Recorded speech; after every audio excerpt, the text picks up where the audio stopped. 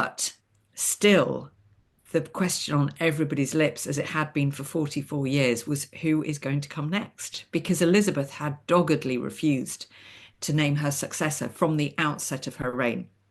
And still, she'd kept her silence on this as she went to Richmond. So you can imagine the atmosphere there. Her counsellors followed her there, of course, and they were clustered round her bed, urging her to at last name her successor. And there's this wonderful moment where you just get the sense that this weak, weakened woman, not weak, personally, but certainly physically, she's now weak.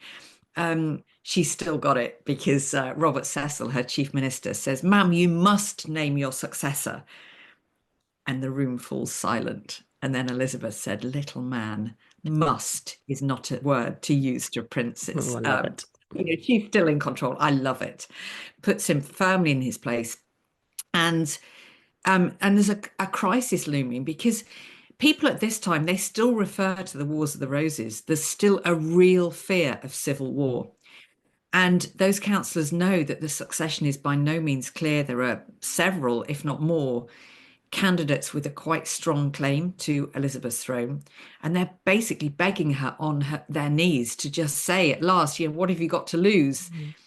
Just name your successor.